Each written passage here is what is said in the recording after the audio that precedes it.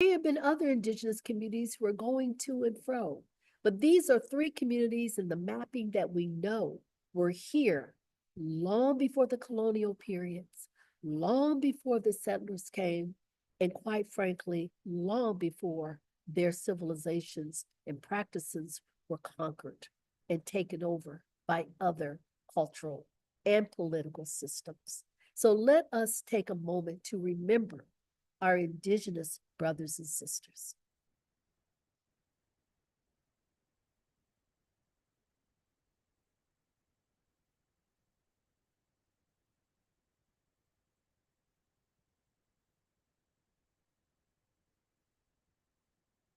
Thank you. Ashe, Asheo, and we give thanks, especially for those who are still the descendants who carry on because they too are here in New York.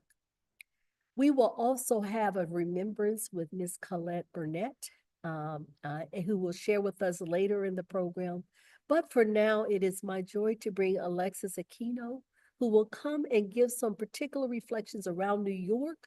He may speak to this ancient time or the earlier times, but he may also speak to this moment in terms of what's happening in New York. So, Brother Alexis, you are welcome. Thank you so much. Excited to be here to join you all. I hail from an organization called the Brownsville Community Culinary Center. We are based in Brooklyn. We are workforce development, training folks to get positions in culinary arts, but we're also a community hub. And so food justice is our wheelhouse and is our major concern and top priority.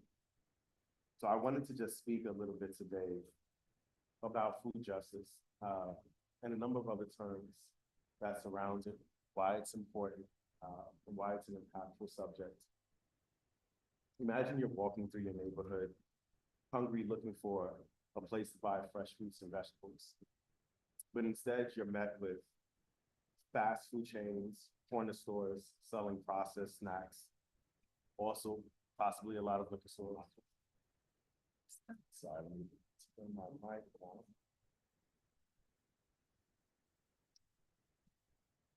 Sound better?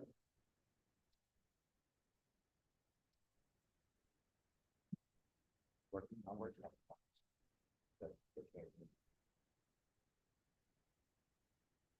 Should I pause? Should I project? Could use my computer. Why don't you come take my seat? Yeah. He's going to come take my seat.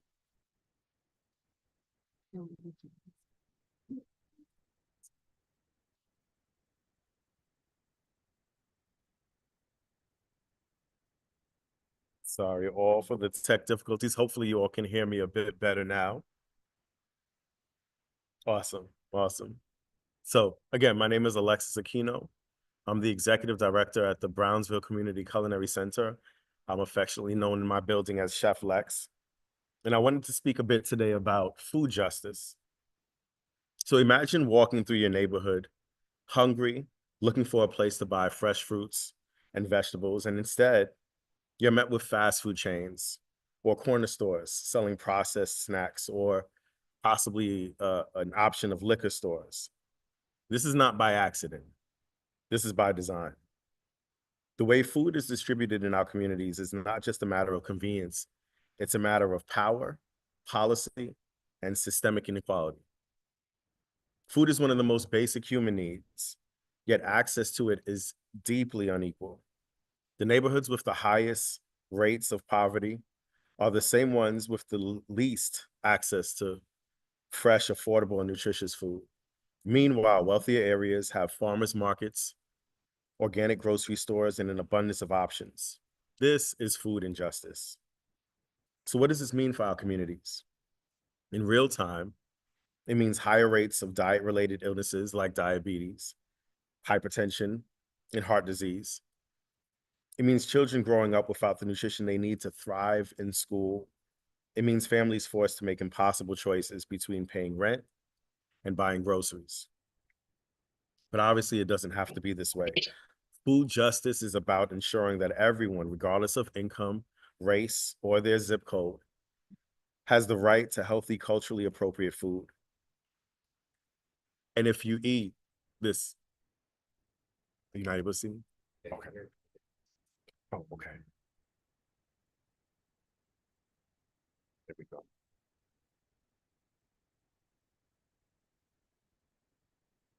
Just working through our tech issues here, guys.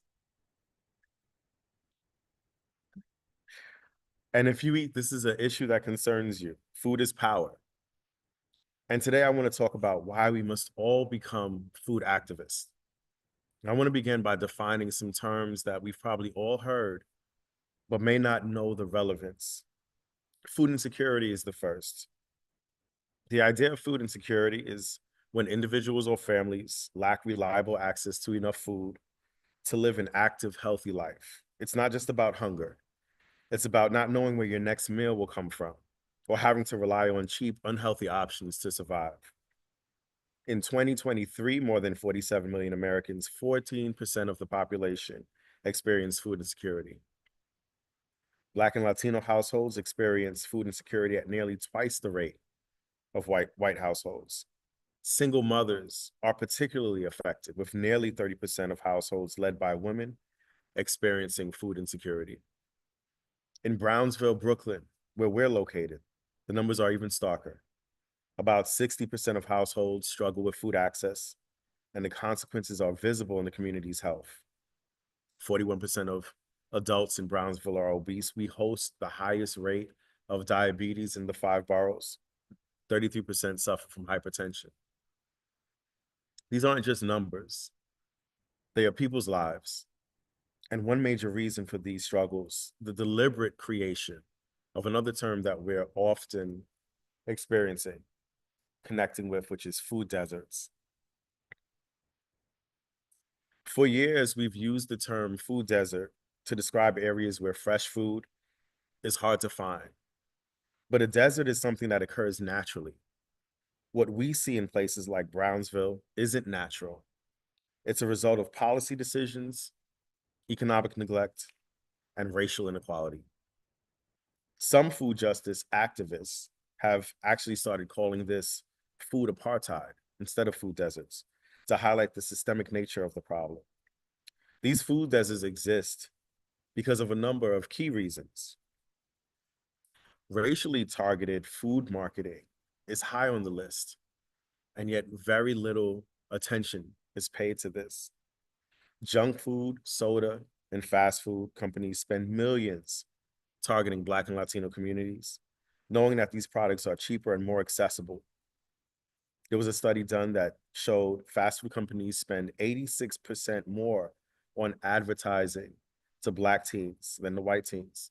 Soda companies specifically target Black and Latino communities at twice the rate of white communities, and low-income neighborhoods have more billboards and ads promoting unhealthy foods compared to affluent areas. This is obviously an intentional effort at promoting those products in communities that are impoverished and communities for folks that look like us. Lower quality product in supermarkets is another issue that we often experience. Even when grocery stores do exist in Black and brown communities, they are often stocked with lower quality produce in comparison to their counterparts. Studies have shown that fruits and vegetables in supermarkets in predominantly Black neighborhoods are more likely to be overripe, bruised, and/or expired. Stores in wealthier areas receive more frequent shipments of fresh produce, while stores in Black and brown communities often deal with inconsistent inventory and lower quality goods. And lastly, urban planning choices. The city policies also shape our food environment in ways that most people don't realize. Zoning laws determine where grocery stores can open, but often favor chain restaurants, liquor stores, in low-income neighborhoods. Tax incentives make it cheaper for fast food restaurants to operate in certain areas, leading to a proliferation of unhealthy food options. And lack of public transportation at times can also impact what people have access to. This is why in Brownsville, we have over 30 fast food restaurants, but only a handful of grocery stores. And it's why people often travel outside, miles outside of the community to find fresh produce. Food equity is probably one of the more important terms that doesn't get enough attention. Food equity is about more than just access. It's more than just putting grocery stores in food deserts. It's about breaking down the systemic barriers that keep healthy food out of reach for marginalized communities. It's about affordability, making sure that even the healthiest food is accessible to people on tight budgets. It's about cultural relevance, ensuring that Black and Latino communities and immigrant communities have access to foods that reflect their heritage and their traditions. It's about economic justice, creating policies that support local food systems instead of multinational corporations that profit off of unhealthy offerings. And the role of financial support and food equity is not to be overlooked. One of the biggest barriers to making healthier choices is, quite simply put, money. People often argue that low-income individuals just need to make better choices. But the reality is that healthier food is more expensive than processed food. Time constraints make fast food more convenient for working families juggling multiple jobs. And economic stress makes unhealthy comfort food more appealing. When individuals have access to better wages, social safety nets, and financial assistance for healthy food purchases, their food choices improve. We've seen policies like expanding SNAP benefits for fresh produce and raising the minimum wage have a direct impact on food quality, food equity. Finally, food sovereignty, the notion of taking back your own power. Food sovereignty is about giving communities control over their food systems. It's not just about making sure people can eat, it's about making sure they can shape their own food future and their dietary lifestyles. Things like supporting urban farms and community gardens that will allow neighborhoods to grow their own fresh produce, encouraging local food businesses that keep wealth within the community rather than spending profits on corporations, and advocating for policies that protect small farmers and push back against industrial food system prioritizes profits over people. This is also an issue of women's empowerment. Women, particularly Black and Indigenous women, have historically played central roles in food production and distribution, yet they are often the most insecure when it comes to food. Supporting food sovereignty means empowering these women as leaders in the movement for food justice. Food activism is about more than just advocacy. It's about education. It's about workforce development. It's about public health policy. These are all pillars of the mission work we pursue daily at the Brownsville Community Culinary Center. The choices we make as a society about food impact our health, our economy, and our environment. And if we do nothing, the current system will continue to harm our most vulnerable communities. But if we fight for food justice, we can build a world where no child ever goes to bed hungry. Every neighborhood has access to fresh and affordable food. Overlooked communities like Brownsville have control over their own food systems. You don't have to be a farmer, a chef, or a policymaker to be a food activist. You just have to care. You can support local food initiatives, advocate for policy changes, and educate those around you. Because food is more than just fuel, it's power. And it's time we take our power back. Thank you.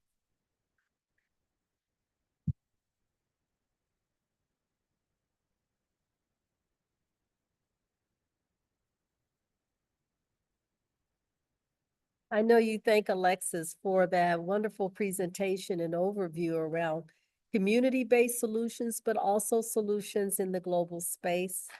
And to that end, we're pleased to now go to Kenya. We have next Dr. Teresia Nganga. And Dr. Teresia she's the founder, the inspiration, the leader of Jolly Poultry Farming in Kenya. So we're going to travel across the waters here and go to Kenya and hear what Dr. Teresia has to say to us today. She, as a woman entrepreneur, as well as someone who's built infrastructure, has done the advocacy, also has looked for the investments that have made her business to thrive in the agricultural space. So we'll hear both her learnings, her theoretical framework, but also her applied understanding of what it means to speak to this theme in this moment. And we do have a PowerPoint presentation that we will show to accompany her presentation. Dr. Teresia, are you there? Yes, I am here, Reverend. Good to see you and thank you very Teresia? much. Yes. Oh, I see her, but we don't hear her. You see, a bit muted. Can you hear me?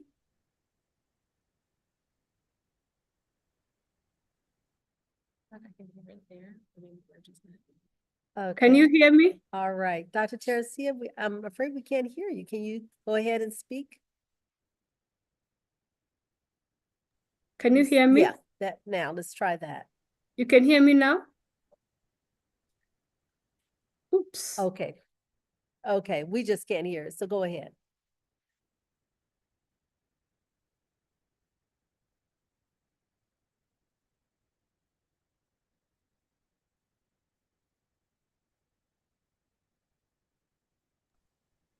Okay. Can you hear You're me? fine, Dr. Teresia. We're just trying to figure out how to get the audio going here.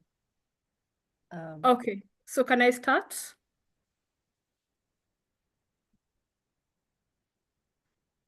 Okay. Let's go back to the first slide then. Oh, I can hear you now. Yes, thank you. Okay, thank you. There we go. Yes, we're going back to the first slide. Just let us know when to advance. Thank you. Okay. Thank Welcome. you, and good morning, good afternoon, everyone. It's really an absolute privilege for me to just be here to really talk about something and to engage in a conversation that is really deep, really personal and really deep in my heart. It's very transformational, and I'm really excited to be here to discuss about championing women's agency, health, nutrition, and economic transformation. I'm really passionate about the intersection. You can go to the next slide. The intersection of sustainable agriculture, food security, and most importantly, women empowerment across Africa. My journey as an African woman has been really shaped by my experience as a scientist, as an agri-entrepreneur, as a community development practitioner, and a really gender inclusion advocate.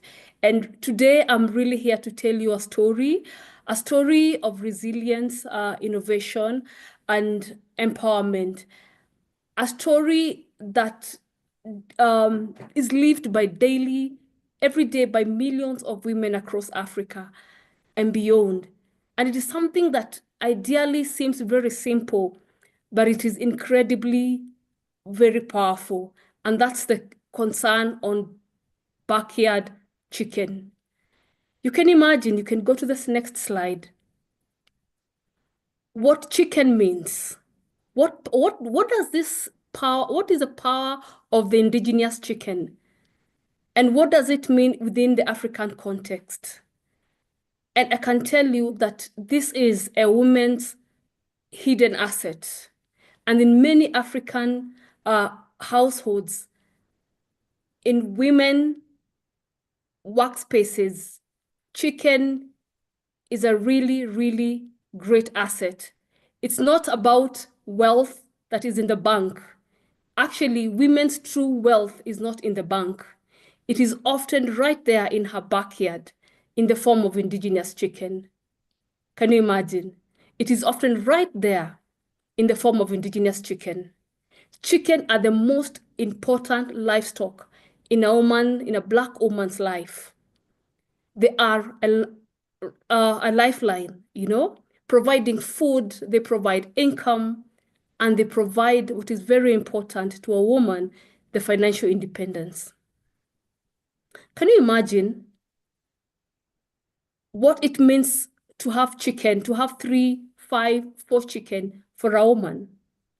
Can you imagine when this woman has no land, but yet she owns chicken? The question at times is, where does she keep her chicken? She just needs to own a small flock And with that, she can sell a rooster to pay school fees for her children. She'll provide nutritious eggs for her children and still keep some for breeding. I'm wondering within the participants, I may not be able to see you, but the question that I keep asking myself is, how many of you, for example, have ever had to make these tough choices to provide for your family? What do you do? This reality is sometimes what many women of color have to navigate every single day. What do I give my children? How do I feed my children? How do my children go to school? Did you know that chicken is often the most expensive meat in Africa? It's unbelievable, surprising, right? You can go to the next slide. The demand for poultry is growing rapidly, yet small-scale farmers, especially women, face major challenges. Despite this immense potential, many women are excluded from formal value chain, making it extremely difficult for them to do business. They struggle with unreliable markets. They cannot access funds. The cost of feeding the commercial bird is quite high. They have limited access to quality breeds. All this prevents them from reaching their full potential. And this is where Jolly Footprints comes in. We are working to change this narrative, formalizing the indigenous poultry value chain, helping women to transition or to transit from survival farmers to thriving agripreneurs. And we use what we call the YETU model, the Women and Youth Economic Transformation Units. It's more of empowering rural community through sustainable poultry farming, but also putting them in community cooperatives and models and units. With this model, we're able to create simple business concepts that brings chicken from when it is a little chick to when it gets on the table of the consumers. But before we proceed on, let's talk a little bit about the egg. You can go to the next slide. This is really the unsung hero of nutrition. Did you know that one egg contains almost every essential nutrient the human body needs? We have the high quality protein, which is critical for child growth and brain development. The iron and folate, which is essential for pregnant women to prevent anemia. We have choline, which supports brain function and memory. We have vitamin A and D, which strengthens immune and bone health. Yet many children in Africa grow up without access to this affordable, highly nutritious food. Can you imagine? Can you imagine that in some cases or in some places or in some households, family and women sell their eggs to buy maize, making a choice on food that fills the stomach over one that nourishes the body? That is why we must rethink global nutritional disparities, especially among women of color and their children. I've been in places where I've seen school feeding programs where the food comes from very far. And this food is usually maize. And I keep asking myself, what if these children, these schools were given ability to produce their own eggs? If one child is able to take one egg per day, what would this mean? So my question comes in the next slide. What if women were empowered to drive change in community nutrition? How would this be like? What would it mean if children in schools are taught how to take care of chicken? What would it mean if community women are taught how to raise simple chicken? What would they do? Can you imagine? Imagine if women were empowered to be agents of change in health initiatives. How would the world be if every woman of color had a small poultry unit? What could they achieve? This becomes a big question. They could use eggs in their feeding programs and in their meals to improve nutrition for children. They would teach their children practical farming skills by involving them in poultry rearing. And more importantly, they would create self-sustaining income streams by selling extra eggs to support their other activities. Instead, in my view, instead of relying on expensive donor-funded school feeding programs, we could empower women to produce their own protein, ensuring that every child gets at least one egg per day. This approach is not just an idea. It is already working in some communities. At Jolly Poultry, we are building network around our Yetu model, integrating poultry farming into domestic nutritional programs, making food security a reality, and this is from the ground up.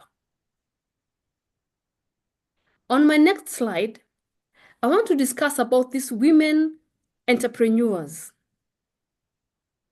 These women and what they do. Did you realize that women and their need for infrastructure, support, and investment is not just an economic necessity? It is a global imperative. Women and entrepreneurs globally face significant challenges in accessing financial support, in accessing infrastructure and resources necessary to scale their businesses.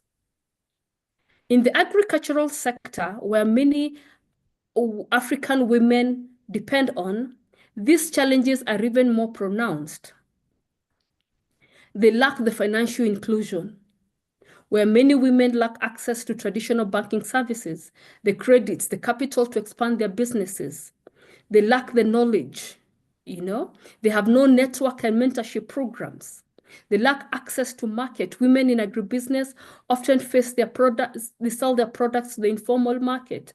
In this informal market, there's no structured pricing. So what does this leave them to do? They are left vulnerable to exploitation. When you look at capacity building and technology access, women need training, business skills, business mentorship. And in the current scenario, digital tools to compete in today's economy. We have mobile banking. It may look like an obvious thing, but it is a big thing in our African context. The e-commerce platforms, the agricultural extension, the use of AI in extension services. How are women engaging in this? When you talk about remittances, which account for billions of dollars flowing into the developing economies annually, yet very little of this capital is channeled into sustainable women-led enterprises. How can we tap into this? How can we tap into venture capitals? How can we tap into funding that support or that are created or tailored funding models that empower women to scale their agribusinesses? That's a big question that I'm looking forward to see an answer to it. In my next slide, I want us to look at chicken and realize that chicken isn't just a source of food, but is also a very key player in climate smart, sustainable agriculture. And this really is a power in the circular economy. What does this mean? It means that chicken is a natural recycler. It transforms organic waste into food, thriving on agricultural byproducts, insects, and chicken waste, instead of expensive commercial feed, meaning that this is something that women can easily engage in and produce food that is good for their families. Chicken also gives us organic fertilizer. from the poultry manure. Instead of the women relying on costly chemicals to grow their vegetable kitchen gardens, they can use this to enrich their soils and increase their yields. When you look at climate resilience in this era, we need to look at chicken not like the large livestock. Chicken requires minimum space, little water compared to the rest of the animals. This makes it more sustainable and a better option in the era of climate change. So smallholder farmers need to engage in chicken as an adaptation strategy to climate change. This approach ensures that nothing goes to waste, empowering women to run self-sufficient farms that provide nutritious food and that are economically sustainable. The third question that I want to ask in the next slide is, can you imagine what is the future of women in agriculture? And getting more specific is, can you imagine women as the future of African poultry industry? What would mean if women move from being backyard poultry keepers to commercial agri-entrepreneurs? I tell you, something extraordinary will happen. They will gain financial independence, earning consistent income from egg to meat. Can I just mention that within the African concept, that chicken is one thing that a woman can sell and will not have any conflict at home because it is a women property. There will be no conflict between the woman and the husband. But it's unlikely that a lady just sells a cow. So it is really important that we look at chicken if we think about empowering the women financially. So when they thrive, they gain financial independence. They become decision makers, even on their own households. They can decide, no, we'll not take our children to this school. We will take them to this school because I can add something to the school fees. This means, therefore, that they can invest in their families and their communities. I have been in meetings where women are saying that now we are able to be selected as leaders in church. Why? Because they are able to raise their voices. They are able to become decision makers even at community platforms. They lead food security efforts, ensuring balanced diet at households and even at community levels. Because when women thrive in poultry farming, the entire community prospers. At Jolly Footprints, we are committed to building structured poultry value chain that enable women to access high-yielding indigenous breeds for increased production. We train on climate-smart poultry farming to reduce losses, and we link our farmers to market, financial institutions, and cooperative networks to scale their businesses. This has not been easy, and that's why we are calling you that we may be able to gang up together and work together. In my next slide,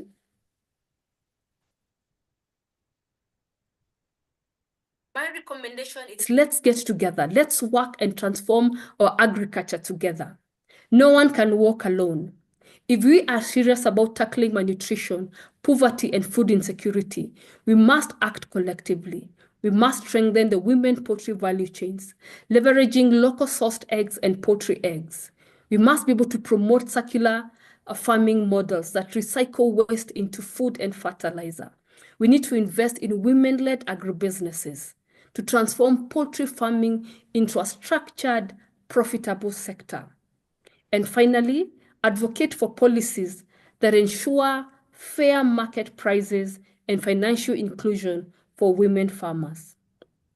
Together, we can move from rhetoric to action and build resilient, nutrient-secure Africa, where every household, every school, and every woman benefit from the power of poultry farming. In my conclusion, in the next slide, This is not just about chicken. It's about empowering women, feeding children, and building sustainable communities. It's about rethinking agriculture, not as a problem, but as a solution. The future of African food system relies in the hands of women. Let's give them the tools, let's give them the knowledge, and let's give them a market to turn indigenous poultry into an engine of economic transformation. My next slide says thank you. Thank you very much. I'm eager to hear your thoughts and answer to any questions. Well, Dr. Teresia, we are so honored to have not only the teachings and the learnings of all of the points that we have been discussing today, but to have your passion so visibly on display of what is possible around nutrition, as well as entrepreneurship and the collective voice. So thank you so much for what you're doing in Kenya. And what you're doing in Kenya represents us. We are we are Ubuntu. So thank you so much for your leadership. Well, now we move back to the United States. We have with us Ms. Amira Yafala, who will come and talk about policy and women and farming in the United States. Yes, we do. We have women farmers in the United States. And it goes all the way back to the very beginning. And there are some policies that help to advance investment and support and allyship around their leadership. And she's going to come and talk to you about, I know one of the issues that Bread cares about in our new Nourish Our Future campaign, and that's the policy around women, infants, and children, because we know that women also lead in the families as well as for themselves. So without further ado, I'm going to bring on Ms. Amira. She's a dear colleague. She used to work with our partner, the Alliance to End Hunger. Now she's doing some other work around advocacy and government engagement. And she's done amazing work with Black farmers in terms of her educational background, and brings the passion with her as well. So please welcome Ms. Amira to this moment.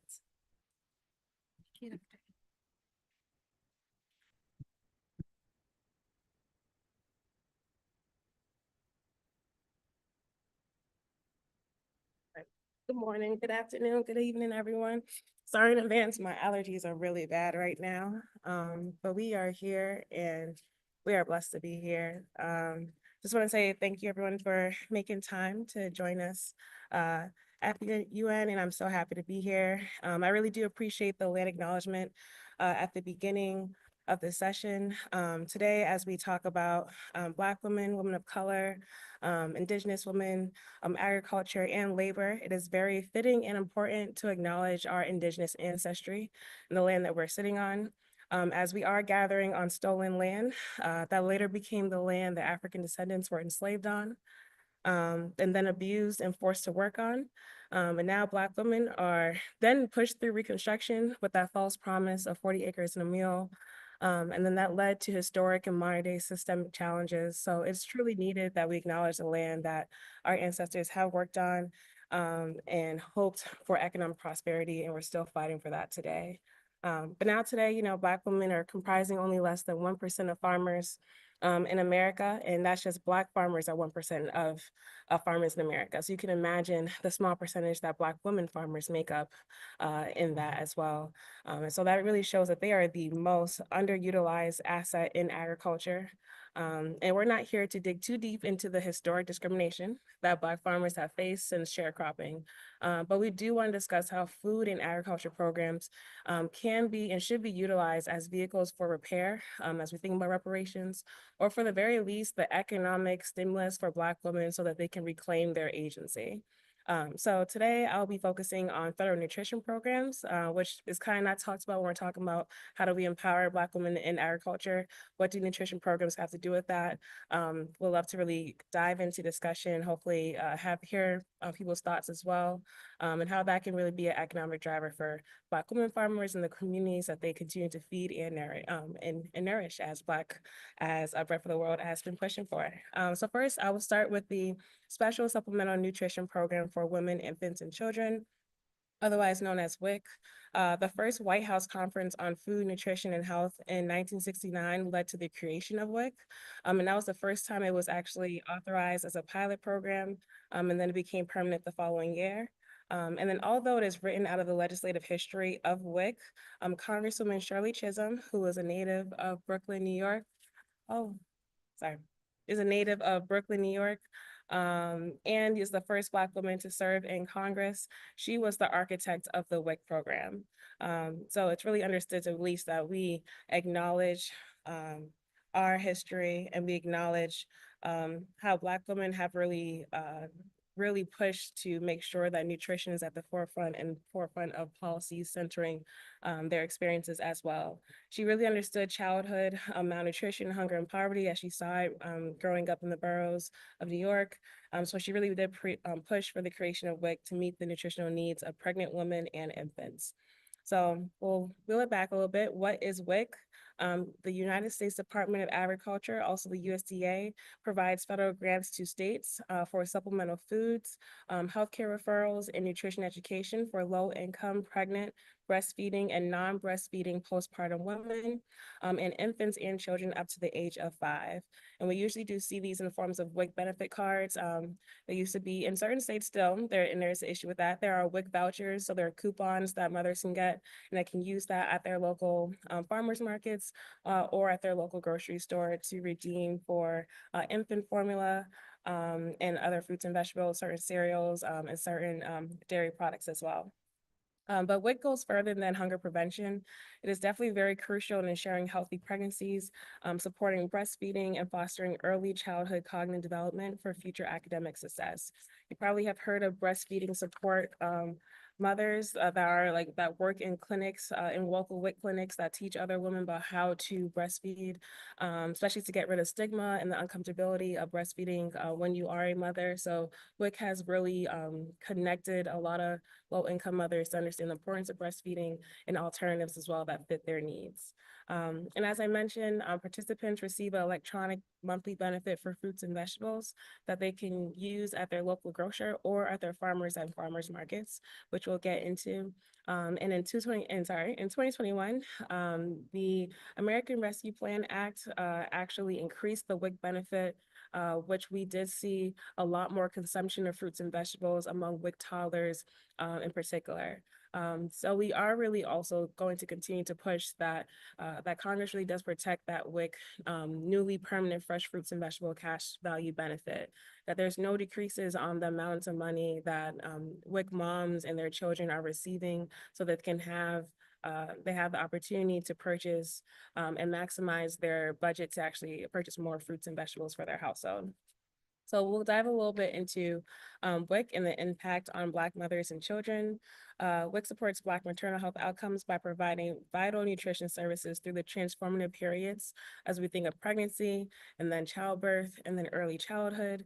WIC is supporting women throughout that entire time.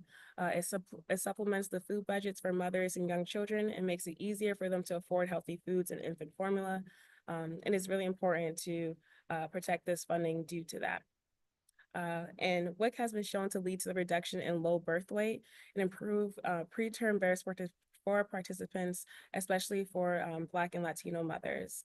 This really is associated with a reduction in racial disparity between Black and white mothers. So any cuts that are to WIC, we do have to think about when programs are in jeopardy of being either cut or dismantled.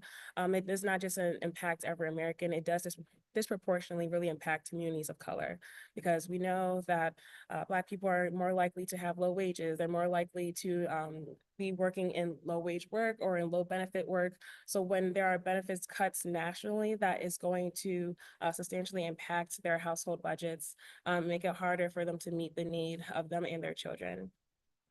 So there is a devastating impact if WIC is underfunded, and we will likely see an increased likelihood of poverty, food insecurity, and infant formula insecurity as well. In addition to robustly funding WIC, it is important also to modernize WIC. We talked about how before there are WIC vouchers that are like those coupons that are in person that people can receive. And also there is a barrier for women that have to go to a local WIC clinic. It might be easier for people that might live in an urban place, an urban area, because maybe their WIC clinic might be close to them, or they might be at a local community center. As we think about our neighbors in rural communities, that might be really harder for them to actually get to a local WIC clinic. So it's really important that first, that policies do center people and place, that we're thinking about how can we make it easier for WIC moms to get to a clinic, or how do we just eliminate that barrier? And that could be by remote recertification. So moms are able to actually just call in or have a online appointment so that they can do their annual remote recertification. So that means that moms don't have to take off work. They do not have to find childcare. They do not have to figure out how they are going to get to a in-person WIC clinic, and they can just do it either in an appointment or over the phone. So that is the importance of modernizing WIC. And it also really speaks to why technology advances as well is really important in this space, as we are trying to meet the needs of people that are experiencing low incomes, and make it easier for them to participate and stay on these programs, so that they can reap its benefits, and hopefully their incomes can increase, and the burden of poverty is lessened as well. And just also wanted to add that WIC does prevent Black moms with low incomes from having to have various hospital visits and maybe suffering from symptoms and crises of anemia, as we know that WIC really does prevent and mitigate the symptoms of anemia by addressing malnutrition. WIC is a powerful tool in that. So when women are able to continue to work and maybe not be out sick, or continue to work during pregnancy, which is a privilege and luxury as well that we overlook. I mean, we would hope that women do not have to work through pregnancy, but being able to still bring in income into your household during pregnancy is empowering, does support your family, and that is agency over your health and your home as well. So it's really important to make sure that we are protecting WIC and making sure that our moms are provided with the tools and resources that WIC provides. So now I'm going to briefly just shift over to agriculture and think about like how does WIC and agriculture actually blend together. In 1992, the WIC Farmers Market Nutrition Program, also known as FMNP, was officially established to support low-income mothers and to buy fruits and vegetables from local farmers. So this actually increased access to fresh and local produce so that mothers and young children can eat healthier, but also support their local family farmers as well. This is a very modest benefit for only $10 to $20, $30 to purchase fresh produce from authorized farmers and farmers markets. And just more importantly, just want to note that FMNP was a way that our government is investing in local food economies, in a way that Black farmers and families should be equally benefiting from these programs. And that's something that we have talked about a lot in the past as well, that a lot of our policies and programs are not centering the experiences of communities of color. They're not centering the experiences of Black farmers. And me and Dr. have talked about this a lot of times too, the importance of really centering the experiences of Black women, because they are the most racially and economically marginalized group of people. So if you do want policies to be equitable, you need to center the most marginalized. So when we are thinking about, okay, how can maybe the WIC farmers market be a market for Black farmers, we also must acknowledge that many Black farmers are not able to actually serve at their local farmers market, because maybe their farmers market might not be welcoming. They might not actually have the produce to actually bring to the market because of just historic disinvestment into their farms. So there's a lot of other things that kind of make it harder for Black women farmers to be in this space. But if you do take away, as we are starting to see threats to a lot of nutrition programs, if we do take away things like the WIC Farmers Market, or a little bit about, there's another program called GusNIP, but I won't go too deep into today. That is taking away an important market that Black farmers can actually thrive in and actually feed their communities, that can feed their Black mothers as well in their communities. So it's important to protect this. And I will dig a little deeper into that. How does the WIC Farmers Market support Black farmers? Well, one, it diversifies their revenue. And it does support the local Black food system. Sales from the farmers market are a great revenue source and encourage Black farmers to continue to participate in a specific market. As you can imagine, there is a cost when a farmer has to be a vendor in a market. So if they are going every week and they're not actually seeing too much of a return, it's a waste of their time and money. But they do have a lot of their community members are able to use their WIC benefits, and that goes directly to the farmer. That's encouraging them and supporting their own market as well to continue to come back. It also does encourage Black mothers to use their benefits at local farmers markets, since it's supporting their neighboring farmers as well. It increases the access and affordability of culturally relevant foods as well, as we're introducing Black children at a younger age to local diverse fruits and vegetables. So as we think about our snap green beans, our turnips, our collards, our callaloo, our okra, our Scotch bonnet peppers, our sweet potatoes, or in grains as in grits. Those are things that you might get at your local grocery store, but maybe not in your area. But your farmer, your Black farmer in your neighborhood is growing that. So it's great to really introduce kids at a younger age to these and show that this is actually where it's grown and where their food comes from. And then also, of course, increases engagement between Black farmers and their neighbors, and their mothers and children.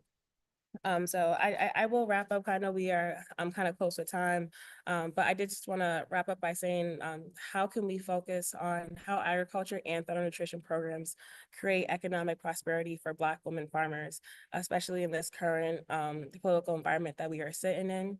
It's important to understand that farming is not just essential to addressing food insecurity, but it is a mechanism to invest in local economies. So sometimes when we think about our farmers, we think they're just here to do charity work. It is, we have to look at agriculture as a business as well, respectfully. This is a lot of farmers unfortunately have 2-3 jobs because of the fact that they are growing food and it's not able to meet the need of their families. Or they might even be on programs like SNAP and WIC because they are still low income and not having enough money come in. So we have to put some respect on farmers. We have to treat it as and acknowledge that agriculture, especially in rural areas, is building infrastructure. Sometimes in certain rural communities, that's the way that they keep their lights on. They're able to have electricity, energy, and sometimes even broadband just because of the fact that they have farmers that are selling and bringing in income. So we have to acknowledge that agriculture is a very vital investment in local economies, especially in rural communities as well.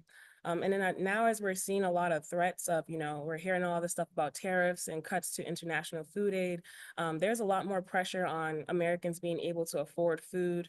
And also there's pressure on farmers not being able to export their foods overseas to other nations that are suffering from developing nations that are maybe suffering from food crisis as well.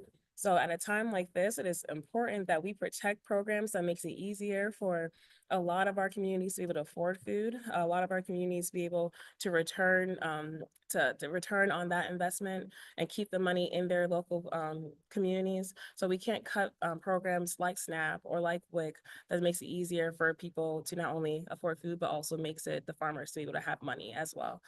So it's important to acknowledge that we need to protect these programs and make it increase the market for farmers as well.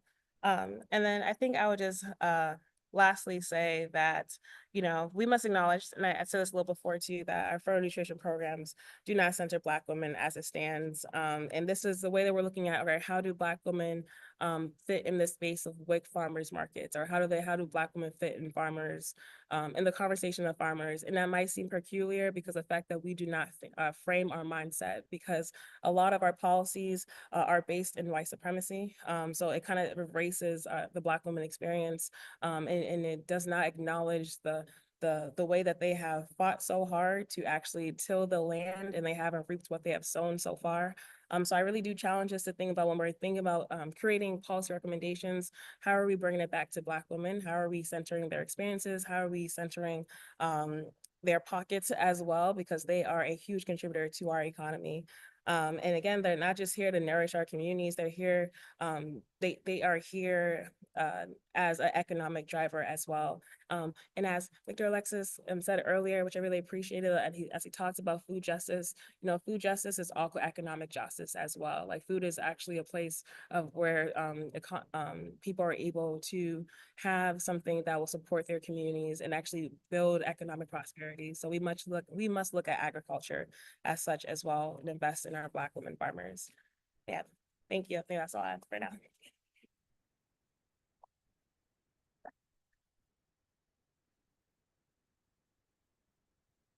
Well, I'm sure you join me again, and thank you, Miss Amira. Let's give her another hand. For that wonderful perspective of public policy and entrepreneurship and women farmers. It all goes together. This is part of the advocacy, but it's also part of the entrepreneurial spirit. When we're able to have partners like government and also the private sector and you, then we can advance this agenda around women's agency and leadership. Well, we have some folks who've written in the chat, and it's my understanding that Brother Sheldon has some conclusions around what he's hearing in the chat, or maybe it's someone else. I don't know if it's you or someone else, but we need to hear a summary from what we're hearing in the chat.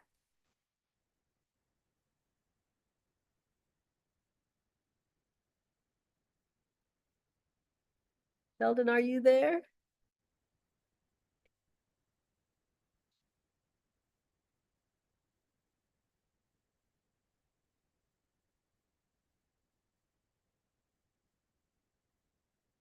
Okay, I'm not hearing from him just now, but I do see in the chat for myself that there is a question to Brother Alexis. And said it was sad to hear that we have people in America who have food insecurities and cannot connect to them with cultural food. How can we navigate importation challenges to allow such people access food from the country of origin? So that's his question to him. And then I also see in the chat, investing in local economies is the direction. The question is how? How do we define local and how local is local? That's the second question. I'll leave that to Ms. Amira and to Mr. Alexis if he wants to speak to that. And then a third question, how can we overcome importation challenges to help people facing insecurity access with culturally relevant food? So that question comes again, and investing in local economies. So I'm going to ask each of them to speak to one question each. Wait a minute, I see some more. Here we go. Key challenges, what are the key challenges to accessing WIC services, particularly for families? So maybe Ms. Amira could take that on. How can modernizing the WIC program with options like remote recertification enhance effectiveness? And what ways does the WIC program support working mothers during pregnancy? And how does participation in the WIC program help prevent health issues such as anemia and amongst Black mothers? And what are the impacts of benefit cuts on the household budgets of low-income families? So we have these quick questions, and we're gonna have some quick responses because we're basically at the end of our time. And then I'm going to ask Dr. Teresia to give us a wrap-up comment. And as Ms. Amira and Brother Alexis come, I'm going to ask them to give a very quick wrap-up comment as they speak very quickly to these questions that have been posed. So first we'll go with Brother Alexis, and he'll come quickly to answer the questions directed to him and a quick wrap-up comment, and then the same from Ms. Amira. And then we'll go to you, Dr. Teresia, for the end of our time together. Thank you, everyone, for your kind support and your questions and participation. So, Brother Alexis.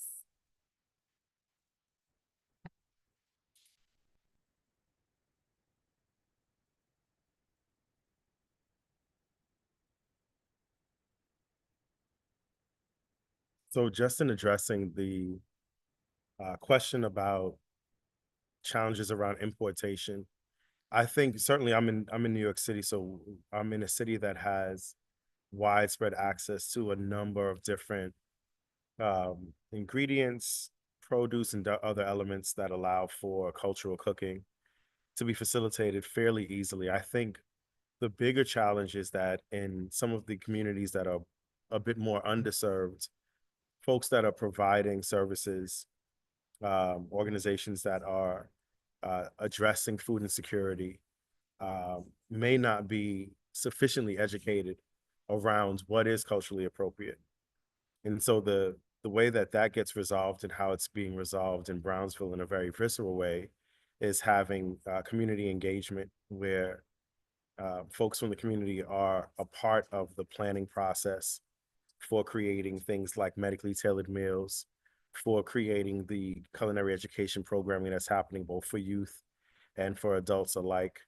Uh, and so there's constant feedback. We are the Brownsville Community Culinary Center because community is the most important part of our process, is getting feedback, evaluation, and assessment from our community around what matters to them and the programming that we provide them. So I'll end there. I just want to say thank you all so much for hosting and having us.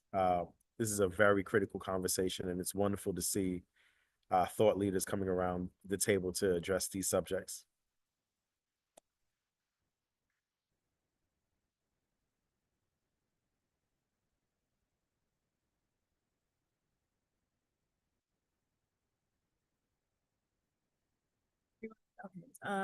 So I guess I would just answer. I heard a question about how you define local economies, and I can definitely maybe try my best to answer that. I think you will see like USDA does define that differently. You might see things such as like local versus regional.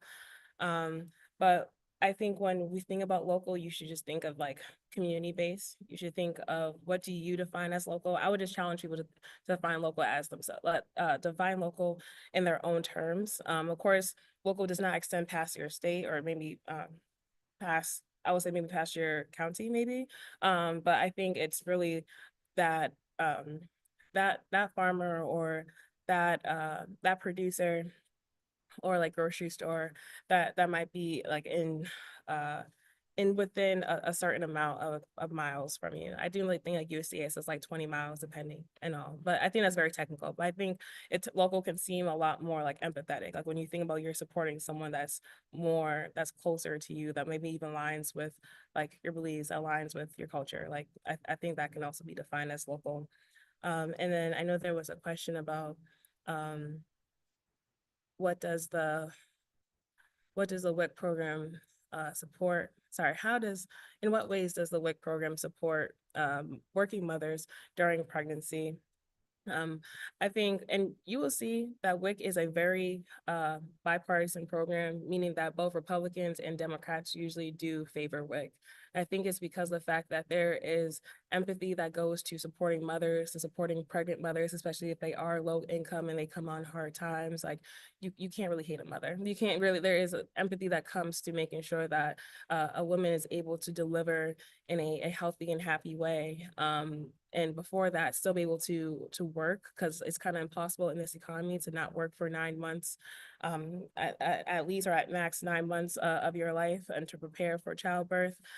So WIC being able to have those regular health screenings and health visits, maybe for women that might not actually have a local health provider in their area, that might not be covered, or they might not have health coverage, WIC definitely does fill that gap for them, and enables them to still be able to go to work.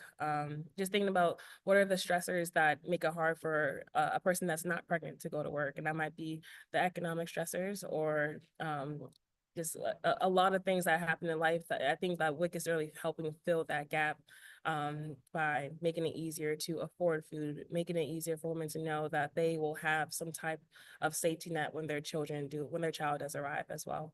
So I think that's how I'll answer that. But yeah, thank you.